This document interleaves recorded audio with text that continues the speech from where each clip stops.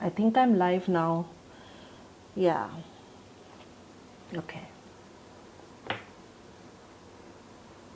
Hi, Pallavi. So I figured it out. Uh, Hi, friends, for joining me. A lot of you have started to join in. I Please be straight. Am I not straight? Hi, Mala. So am I straight or am I not straight right now? Is because I'm trying to figure out this video. I'm not a technical person at all, so I'm really struggling here. Am I straight up? Pallavi, can you answer?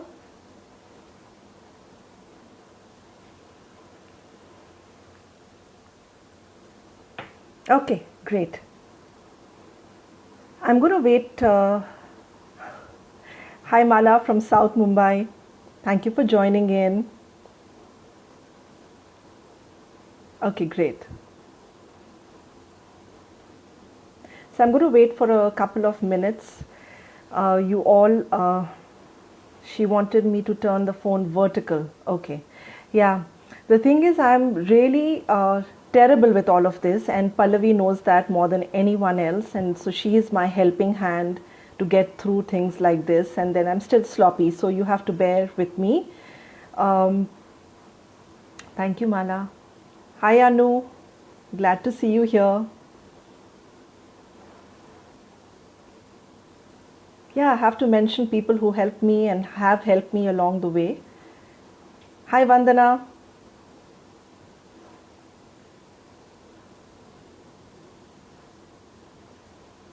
Okay, so since you, thank you so much.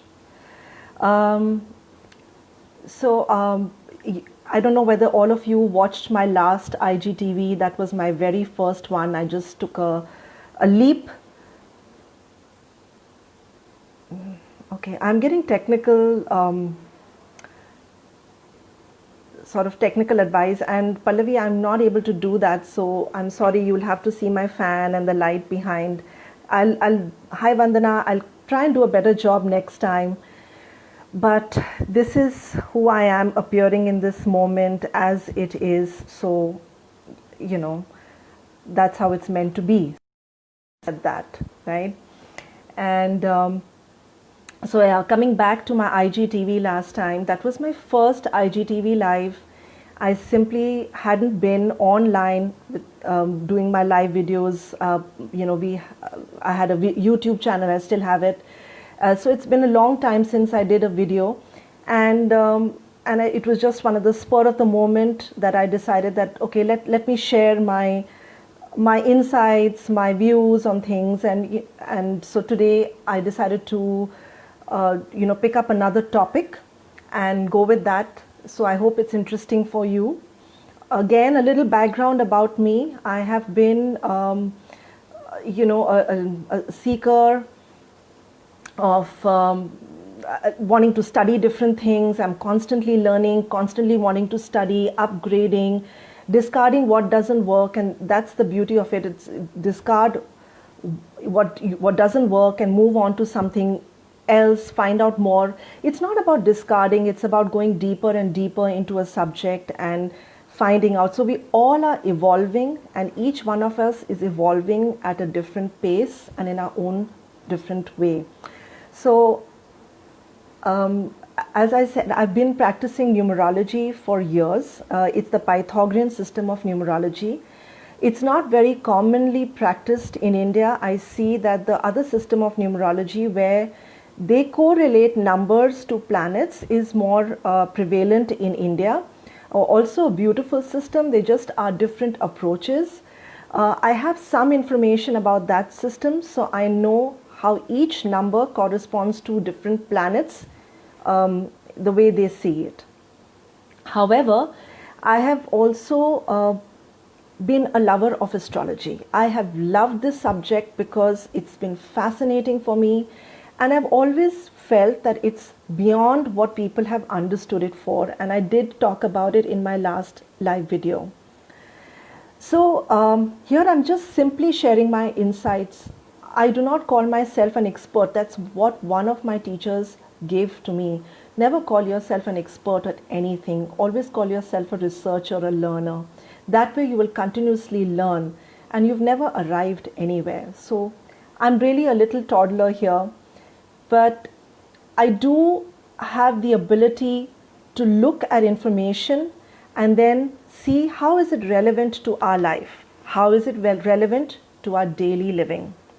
See, we can have all the wisdom in the world, but if we cannot translate it to everyday life, it becomes of no use. It doesn't become relevant to us.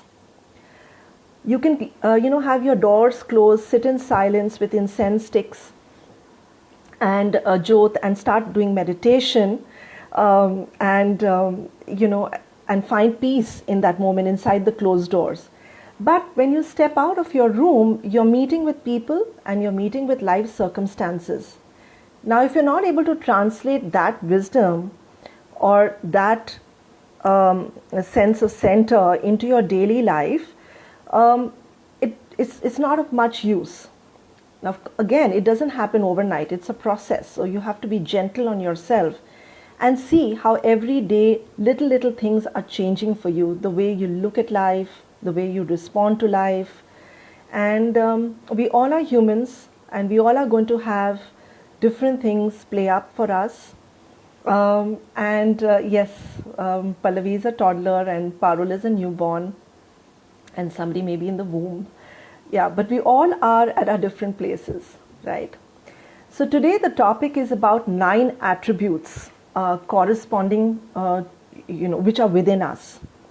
Now, before I start this topic, there is nothing, this is my personal belief, whether it is a prayer, whether it is, an understanding, whether it is knowledge that comes to you, it comes to you through someone and something, And for me, I would like to start with gratitude to my guru and also to my teachers who are really gurus who've taught me this subject in their own way, and given me input and insight. So my teachers even today, so gratitude to them.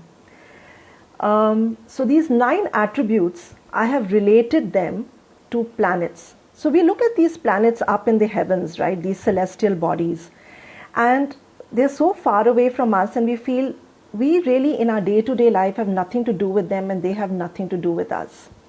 But everything is interrelated and everything is sort of has a relationship with the other, okay? And what is out there, the macrocosm, is the microcosm, it's within you. So I feel that this is the higher understanding of astrology. This is the higher understanding of the planets, which are actually appropriately called grahas. Okay, so in Vedic system of astrology, actually in all systems of astrology, but mostly in Vedic system, because in the Western system they take in more planets. But in the Vedic system of astrology, we have 9 planets. Now in India, we are very well acquainted, and mostly in Eastern cultures, with going to astrologers and things like that. And many of you may have been or spoken to an astrologer or heard about astrology. And you may have heard somebody says, "Ye aapka grah kamzor hai," means this planet of yours is weak or debilitated or whatever, right? So they're trying to tell you that this planet doesn't work for you. It's not supporting you, okay? And this planet is really good for you. It's really, it's supportive of you. So what does it really mean? If you really look at it, they are not celestial bodies disconnected from you, looking down at you, trying to punish you, trying to inflict pain and torture on you, get after you. That's really not the truth of it. If we understand it from the perspective that these grahas or these planets are actually within us, these are attributes, qualities, skills and behaviors And karmic the word I'm looking for, they are they're karmic stamps, they are where we are either not in complete understanding of some aspect of our evolution or of our life. And I explain this further to you. So let's look at, I made my little notes here, so I'm going to read it out from there. So let's look at the big graha, right? The Surya or the sun. Okay. Now I'm going to call it Surya because that's really high Vidhi. Surya is, we all are acquainted with the sun. We all know how important it is even in our daily life. Now the Surya represents, now please see that these are qualities. The Surya is within you. The sun is within you. This quality exists in you. Now it may be dominant or it may be suppressed. Remember,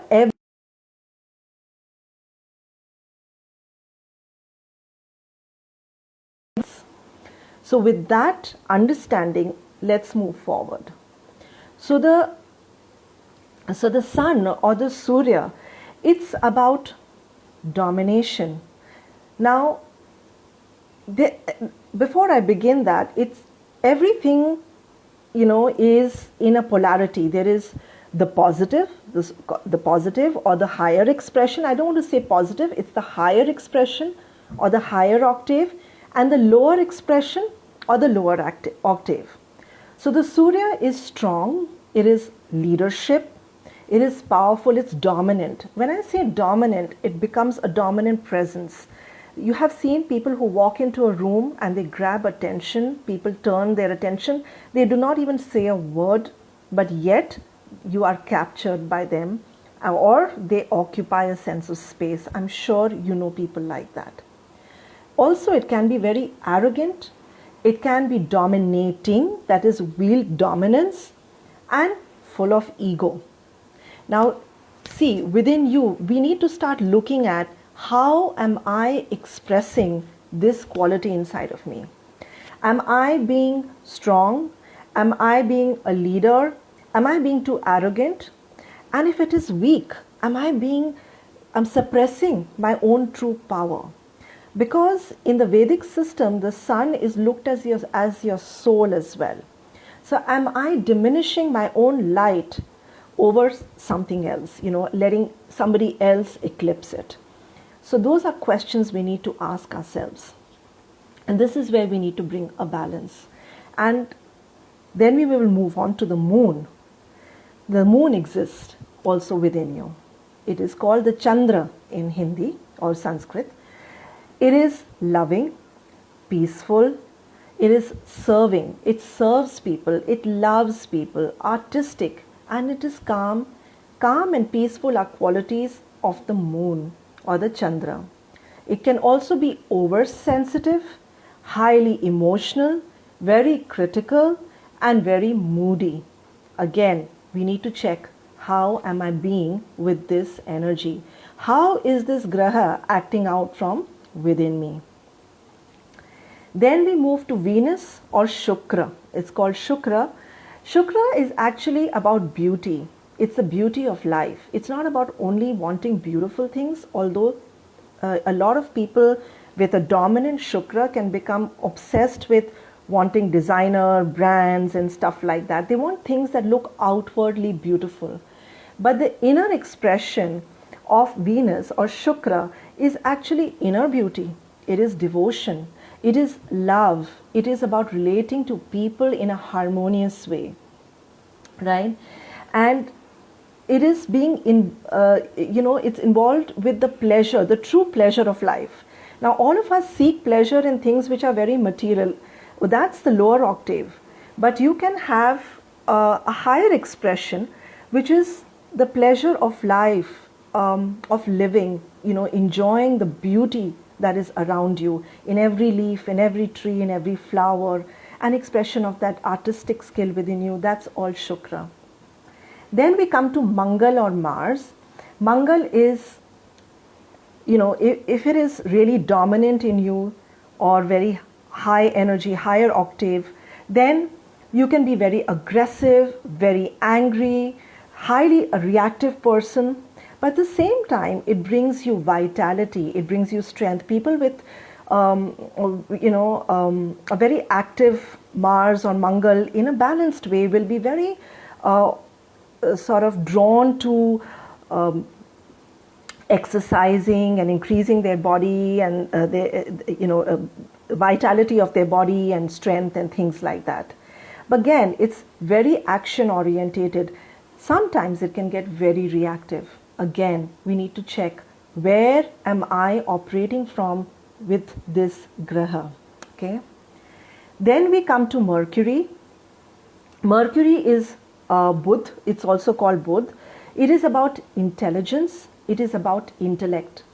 Here I want to get you to understand there is a difference between wisdom and intellect. Both are necessary. So Budh is really about intellect. It's a learner, very curious. This aspect of us is very curious. It wants to learn, it wants to travel, it wants to explore. But it can be very communicative.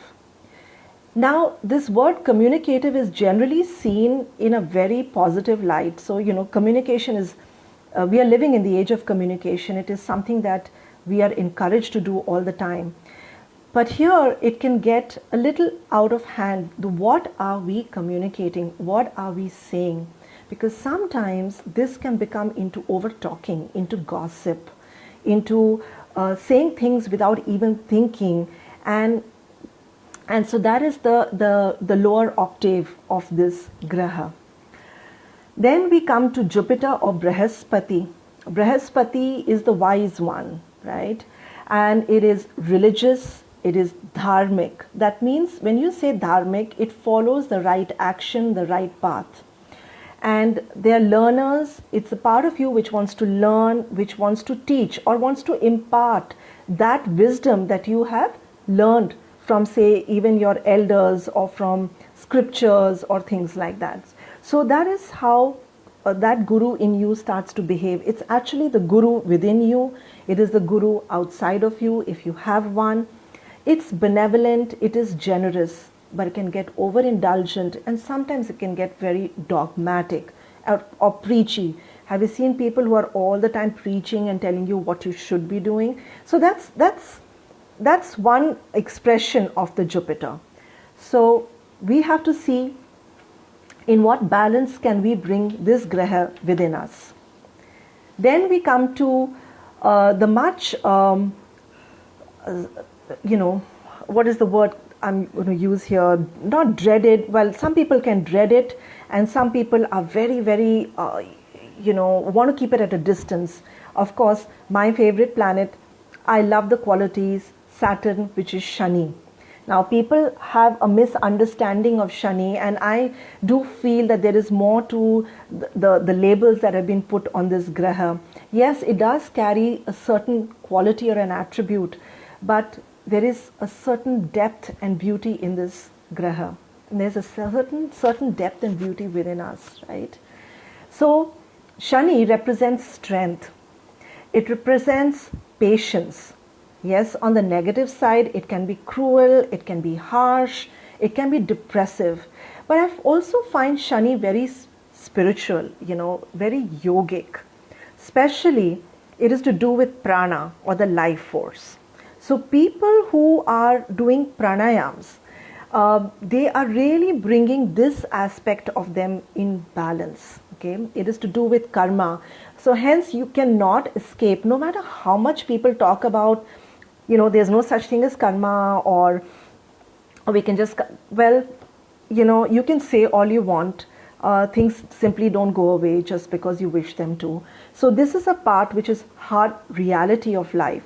We always have to either bear, endure, or reap the benefits of every choice we make and every action we take. So this is where accountability comes. How accountable are you about how you feel, what you do, what you think? That's Shani within you, or that's that graha within you.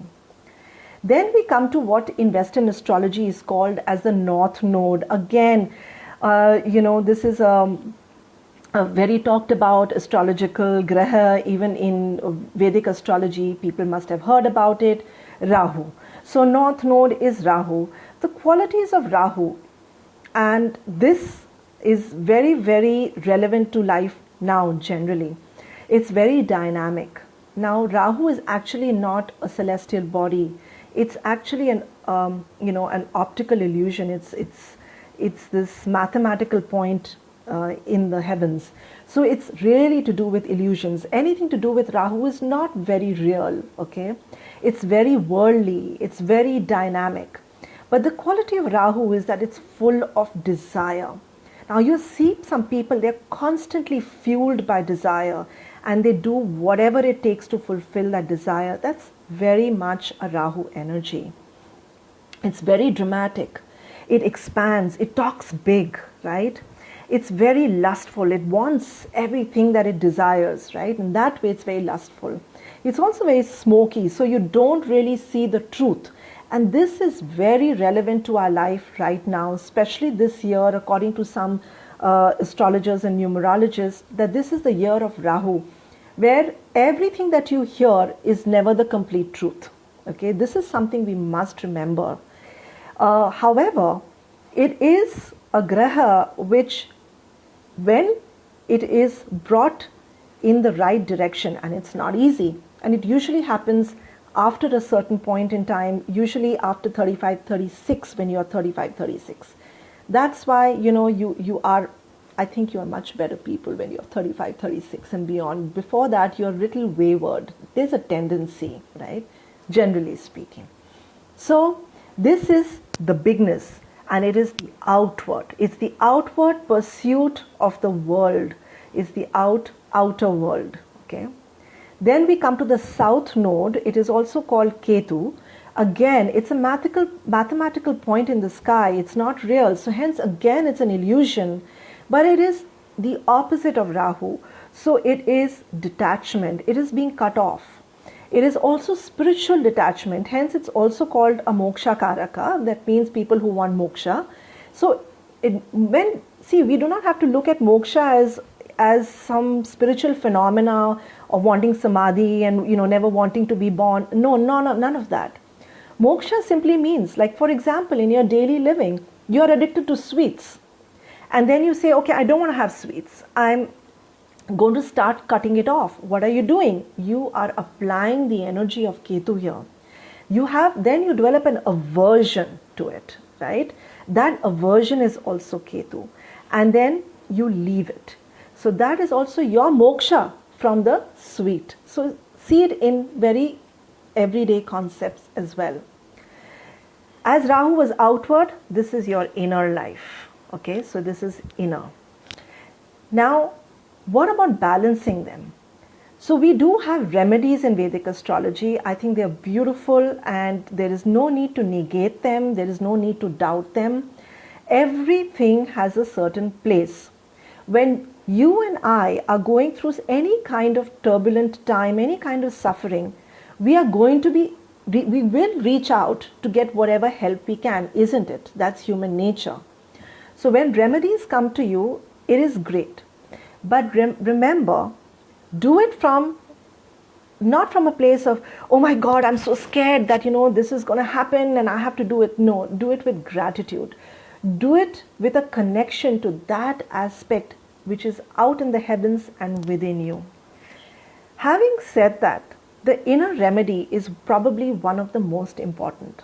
I think this understanding of all these grahas should give us some time to reflect. How am I using these 9 attributes within me? Am I being highly reactive? Then I'm using Mars in a wrong way. Am I being a person who's not taking any action?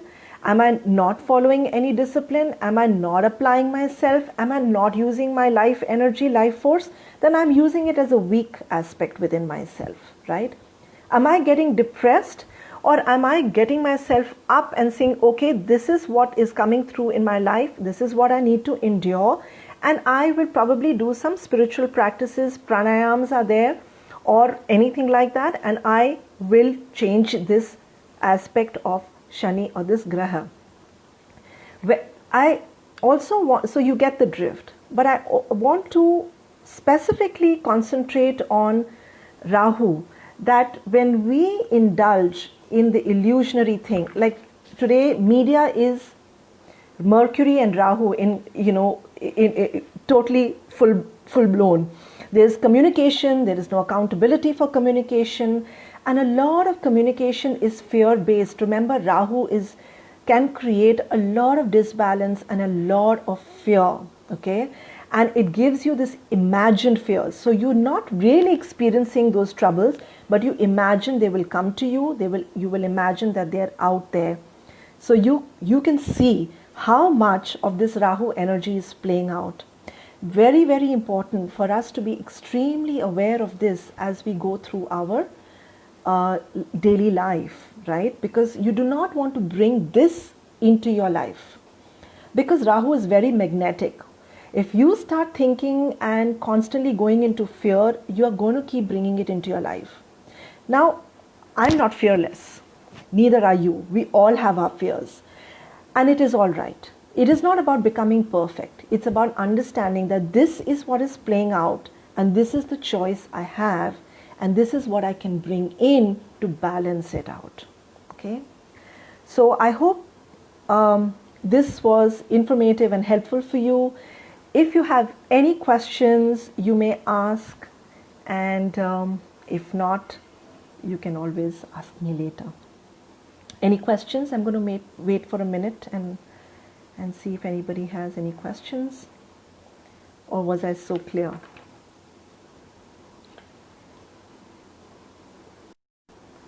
Okay, so sorry, I got a call in between. I don't know how to do that, so I got cut off.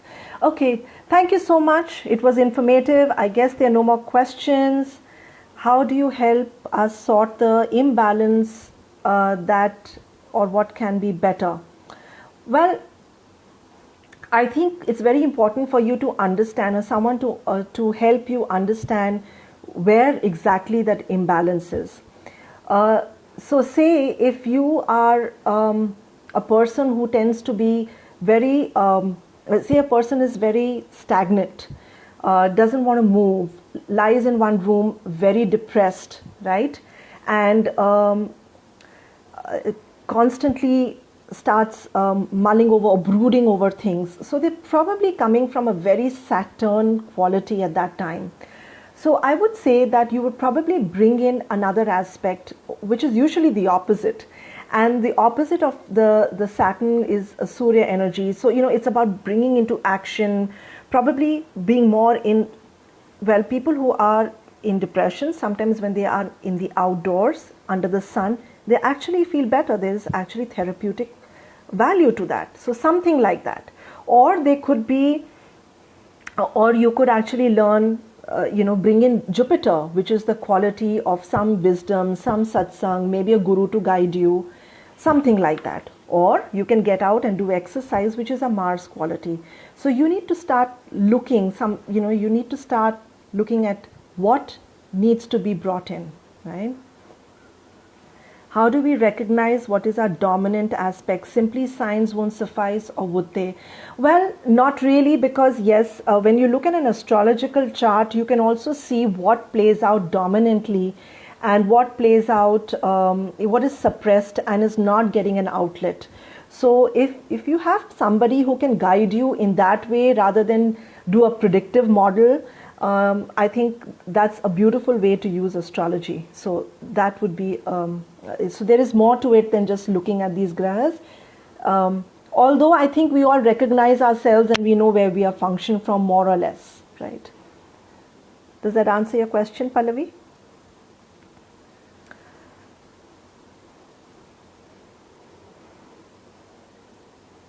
Okay, so I think, oh, I'll let you know about my sessions for the same. Yes. Okay. Yeah. So I hope to cover, more interesting topics as they come along. Sometimes I sit with my books and I look at it and I think about it. I see how it's relevant in my life, and that's how I actually share these videos with everybody. Because I'm sure all of us are more or less in the same place, or either thinking about the same things, or never pondered on it, or never looked at it like this. So thank you so much, Mamta, and I hope to see you again on my next video. And now will be the challenge of how do I save it. I will try. Take care. Bye bye. Have a good evening, everybody.